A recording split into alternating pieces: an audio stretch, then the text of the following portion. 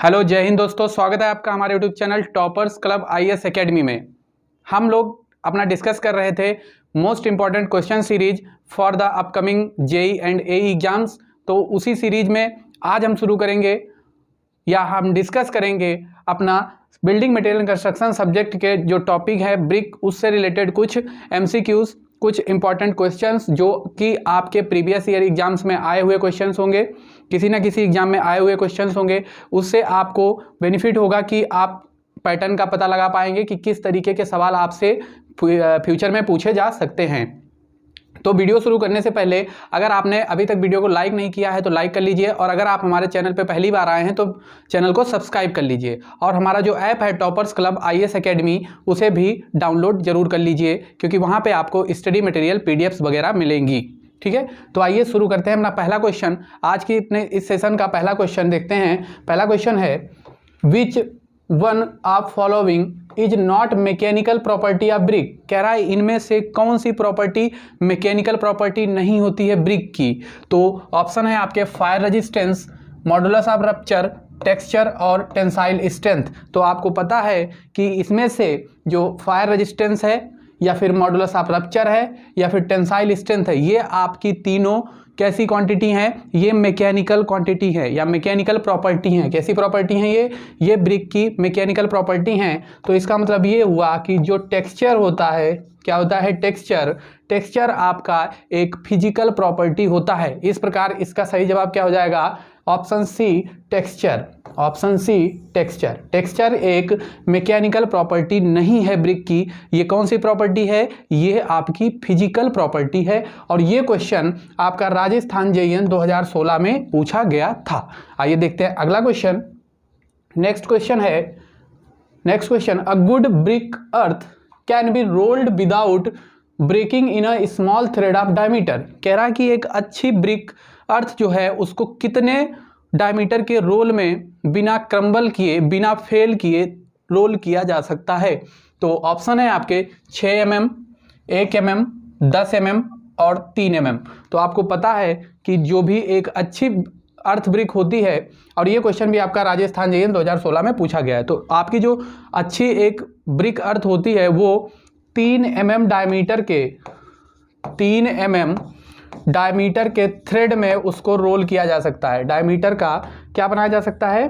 Thread बनाया जा सकता है। ठीक है, बिना फेल हुए, यानी उसमें कोई क्रैक्स डेवलप ना हो, और उस सॉइल से या उस अर्थ से आपका एक 3 mm डायमीटर का एक थ्रेड बनाया जा सके, तो वह सॉइल एक गुड ब्रिक अर्थ के लिए होती है। ठीक है, तो इसका सही जवाब क्या हो जाएगा? Option D 3 mm। ठीक है, बहुत इंपॉर्टेंट क्वेश्चन है, याद रखिएगा।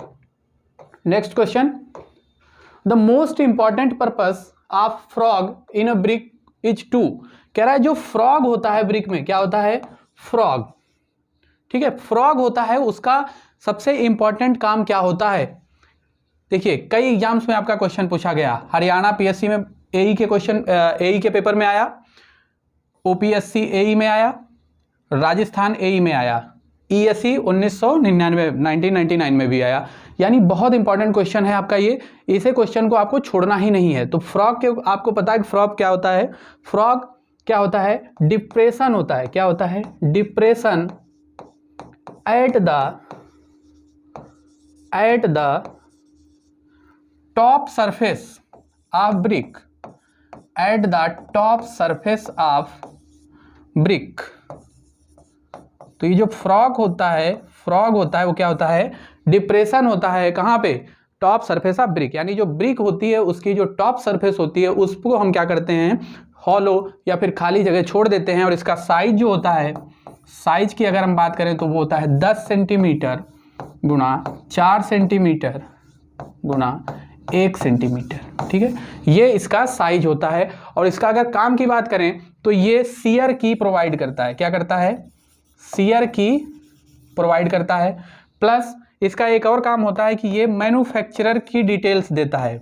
किसकी डिटेल्स देता है? मैन्युफैक्चरर की डिटेल्स देता है। तो इस प्रकार इसका ऑप्शन, इसका उत्तर क्या हो जाएगा?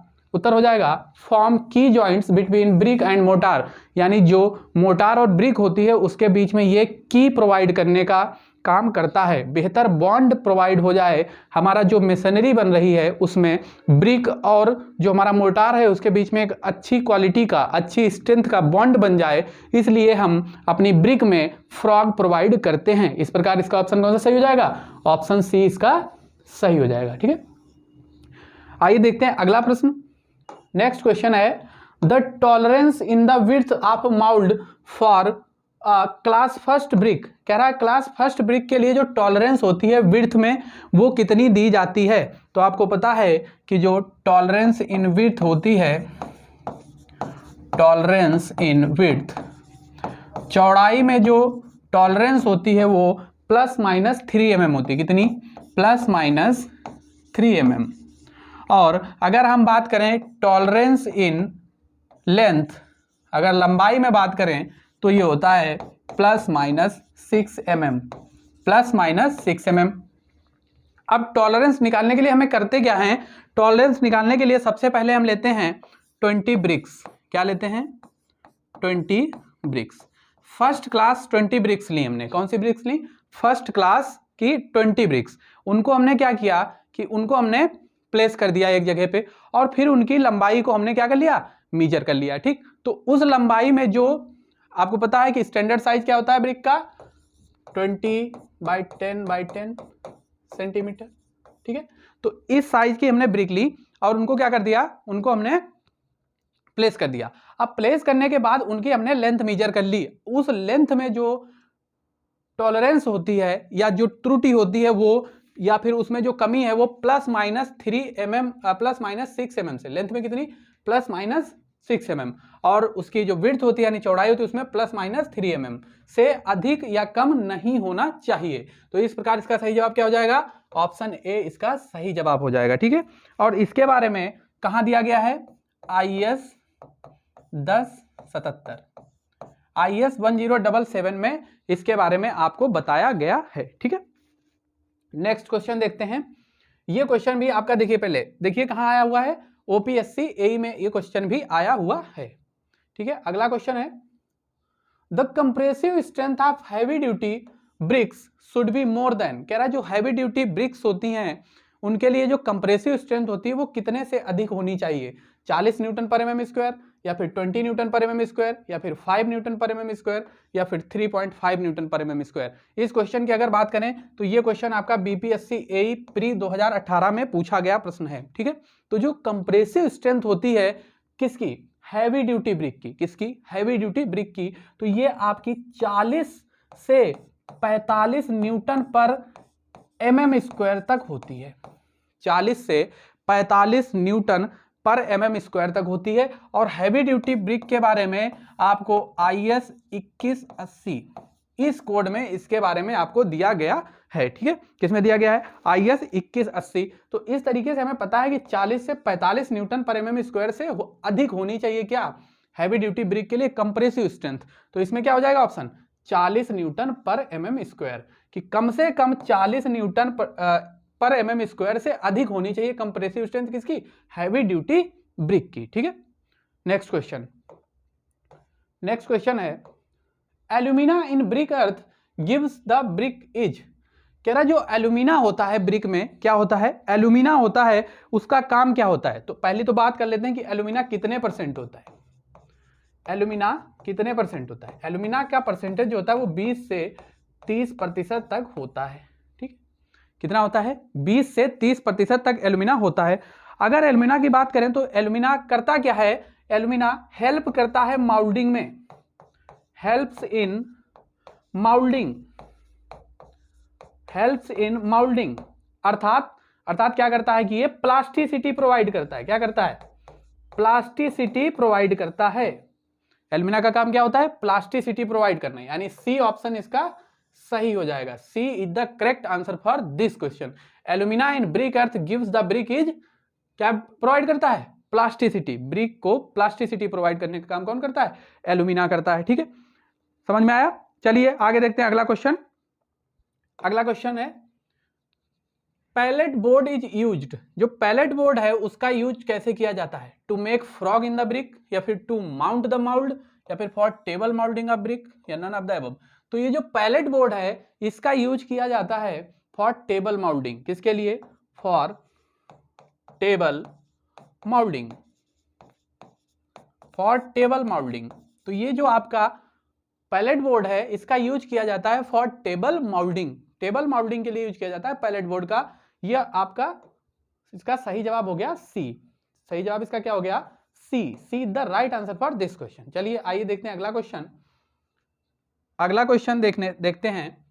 अभी तक अगर आपने हमारे चैनल को सब्सक्राइब नहीं किया है तो प्लीज सब्सक्राइब कर लीजिए और वीडियो को शेयर जरूर कर दीजिए, ठीक है। आइए देखते हैं अगला क्वेश्चन। अगला क्वेश्चन है as per Indian standard, as per Indian standard code 1077, कह रहा है इंडियन स्टैंडर्ड कोड 1077 के अकॉर्डिंग, 1077 में क्या बताते थे हम? 1077 में हम ब्रिक की स्ट्रेंथ प्लस जो टॉलरेंस थी, या इसके हम कह सकते हैं कि हम टेस्ट पे डिस्कस करते हैं, ठीक है।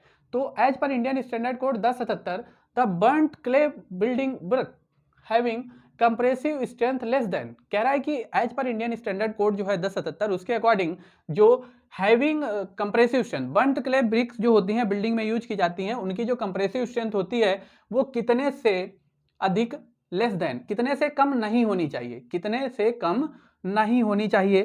किसके लिए? For a common burnt clay brick, जो कि आपकी एक कॉमन बर्न्ट क्ले ब्रिक हो, ठीक है। तो इसके लिए जो आपको पता है कितने से कम नहीं होना चाहिए? 40 से कम नहीं होना चाहिए। अभी क्वेश्चन कराया, रिपीटेड क्वेश्चन है, एपीपीएससी एई 2016 में पूछा गया है। कितने से कम नहीं होनी चाहिए? 40 न्यूटन पर mm स्क्वायर से कम नहीं होनी चाहिए। ऑप्शन डी इसका क्या हो जाएगा? सही जवाब। यहाँ पे क्या लिख देंगे? 40 न्यूटन पर mm स्क्वायर से कम नहीं होना चाहिए, ठीक है। अगला प्रश्न, consider the following stages in the manufacturing of brick, कह रहा है कि जो निम्नलिखित स्टेजेस हैं फॉर मैन्युफैक्चरिंग ऑफ ब्रिक उनको कंसीडर करिए और उसके बाद में बताइए the correct sequence of these stages, correct sequence बताना है आपको इन स्टेजेस का। क्वेश्चन आपका टीएनपीएससी एई 2018 में पूछा गया प्रश्न है, ठीक है। तो आइए देख लेते हैं इसको। स्टेप्स क्या दिए गए हैं? वेदरिंग, फिर दिया है माउल्डिंग, फिर दिया टेम्परिंग। तो आपको पता है कि जब भी आप ब्रिक अर्थ प्रिपेयर करते हैं तो सबसे पहले आप करते हैं वेदरिंग। क्या करते हैं? वेदरिंग, ठीक है। वेदरिंग करने के बाद आप करते हैं टेम्परिंग। क्या करते हैं? टेम्परिंग। और टेम्परिंग के बाद सबसे लास्ट में आप करते हैं माउल्डिंग, माउल्डिंग, ठीक है। तो इसका मतलब ये हुआ कि पहले क्या करते हैं? वेदरिंग, फिर क्या करते हैं? टेम्परिंग, फिर क्या करते हैं? माउल्डिंग। 1 3 2, तो जिस ऑप्शन में 1 3 2 सीक्वेंस हो वही ऑप्शन क्या हो जाएगा? सही हो जाएगा। तो आपका ऑप्शन ए इसका सही जवाब हो जाएगा, 1 3 2, यानी सबसे पहले वेदरिंग करते हैं, फिर टेम्परिंग करते हैं, फिर क्या करते हैं? माउल्डिंग करते हैं, ठीक है। चलिए next question, why are bricks soaked in water before using in brick machinery, कह रहा है कि ब्रिक मशीनरी में यूज करने से पहले ब्रिक्स को क्यों हम वाटर में डुबो के रखते हैं। प्रैक्टिकल क्वेश्चन है, इंटरव्यू में आपसे इस तरीके के क्वेश्चन पूछ सकता है, ठीक है। और ये आपका कर्नाटक पीएससी एई यानी जो कर्नाटका स्टेट एई है उसमें ये क्वेश्चन आपसे पूछा जा चुका है 2017 में, ठीक है। 2017 में आपसे ये प्रश्न पूछा जा चुका है और ये इंटरव्यू का फेवरेट क्वेश्चन है। क्या है कि what are bricks soaked in water before using the brick machinery, brick machinery में ईंटों को यूज करने से पहले हम वाटर या पानी में उसको क्यों भिगो के रखते हैं। तो क्यों भिगो के रखते हैं? ताकि जो मॉइस्चर है, क्या है? मॉइस्चर है, कहाँ का मॉइस्चर? मोटार का, ताकि जो मॉइस्चर है मोटार का वो डिप्लीट ना हो पाए। क्या? For preventing depletion of moisture from mortar, bricks soaked in water before using because of for preventing depletion of moisture from mortar, यानी मोटार का जो मॉइस्चर है उसमें डिप्लीशन ना हो पाए इसलिए हम इसका यूज करते हैं। किसका? वाटर का। क्यों? किसके लिए? ब्रिक को सॉक्ड करने के लिए, ठीक है। नेक्स्ट क्वेश्चन, नेक्स्ट क्वेश्चन है which of the following steps, which of the following steps in the manufacturing bricks is carried out in a pug mill, कह रहा है इनमें से कौन सा जो स्टेज है या जो कौन सा स्टेप है इसको हम पग मिल में करते हैं। तो आपको पता है कि पग मिल, सबसे पहले तो पग मिल की बात कर लेते हैं। पग मिल का यूज क्या होता है? पग मिल का यूज क्या होता है ये आपको पता होना चाहिए। तो पग मिल क्या है? एक मशीन है। क्या है? It is a machine, it is a machine. ये क्या है? एक एक तरीके की ये मशीन है। इसमें हम करते हैं क्या है, इसमें हम क्ले एंड अदर इंग्रेडिएंट्स को क्या करते हैं, मिक्स करते हैं। अदर इंग्रेडिएंट्स आर मिक्स्ड, ठीक है। तो इसमें हम क्या करते हैं कि जो क्ले और अदर इंग्रेडिएंट्स होते हैं उनको हम मिक्स करते हैं, यानी अब मिक्स हम किसमें करते थे, टेम्परिंग करते थे, तब उसको करते थे, क्या करते थे, टेम्परिंग करते थे। तो इस प्रकार इसका सही जवाब क्या हो गया, टेम्परिंग। यानी जो पग मिल है, पग मिल का यूज किसके लिए किया जाता है, pug mill is used for tempering, ठीक है। पग मिल का यूज कहां किया जाता है, टेम्परिंग करने के लिए किया जाता है, ठीक है। अब देखिए अगला प्रश्न देखते हैं, अगला प्रश्न next question. The frog of the brick in a brick masonry is kept on. कह रहा है जो फ्रॉग होता है, अभी बताया फ्रॉग का साइज कितना होता है, 10 बाई 4 बाई 1 सेंटीमीटर, ठीक है। तो जो फ्रॉग होता है उसको कहां रखा जाता है, किसमें, ब्रिक मेसनरी में। यानी हम जब ब्रिक मेसनरी करते हैं, अपनी दीवार बनाते हैं, चिनाई करते हैं, तो जो फ्रॉग होता है उसको कहां रखा जाता है, तो आपको पता है इसको कहां रखा जाता है, टॉप फेस पे रखा जाता है। जेपीएससी एई 2019 में आपको पूछा गया क्वेश्चन है, कहां रखा जाता है, टॉप फेस पे रखा जाता है, ठीक है। नेक्स्ट क्वेश्चन, पग मिल इज यूज्ड फॉर। पग मिल का यूज काहे के लिए किया जाता है, अभी बताया। पग मिल का यूज किसके लिए किया जाता है, क्ले के प्रिपरेशन के लिए किया जाता है, क्ले के प्रिपरेशन के लिए किया जाता है, ठीक है। क्ले के प्रिपरेशन के लिए यूज किया जाता है किसका, पग मिल का। और ये देखिए प्रश्न देखिए कितनी बार पूछा गया आपसे, इसरो 2018 के पेपर में पूछा गया, जीपीएससी एई में पूछा गया, डब्ल्यूपीपीएससी एई में पूछा गया, यूपी जल निगम एई में पूछा गया। बहुत फेवरेट क्वेश्चन है किसी भी एई एग्जाम के लिए या फिर आपके जेई एग्जाम के लिए भी ये क्वेश्चन बहुत इंपॉर्टेंट क्वेश्चन, ठीक है। पग मिल किसके लिए यूज होता है, क्ले प्रिपरेशन के लिए, ठीक है। क्ले प्रिपरेशन, इसी को टेक्निकल टर्म बोलते हैं हम टेम्परिंग, ठीक है, क्या बोल सकते हैं, टेम्परिंग, ठीक। आइए चलिए देखते हैं अगला प्रश्न। अगला प्रश्न है चारपी वी नॉच टेस्ट। कह रहा है जो चारपी का वी नॉच टेस्ट है is done on a building material to determine. कह रहा है किसी बिल्डिंग मटेरियल पे जो चारपी का वी नॉच टेस्ट है उसको क्यों किया जाता है, क्या फाइंड करने के लिए। तो आपको पता है कि जो चारपी का वी नॉच टेस्ट है ये कैसी एक टेस्टिंग है, इंपैक्ट टेस्टिंग है। कैसी टेस्टिंग है, इंपैक्ट टेस्ट है ये, ठीक है, इंपैक्ट टेस्टिंग। जो चारपी का वी नॉच टेस्ट है कैसा है, इंपैक्ट टेस्टिंग के लिए है। और आपको पता है कि इंपैक्ट टेस्टिंग किसके लिए की जाती है, ब्रिटलनेस ज्ञात करने के लिए। तो ये क्या है कि चारपी का जो वी नॉच टेस्ट है किसी भी मटेरियल पे ब्रिटलनेस को डिटरमाइन करने के लिए किया जाता है। इसका सही जवाब क्या हो जाएगा, ब्रिटलनेस, ठीक है, ब्रिटलनेस।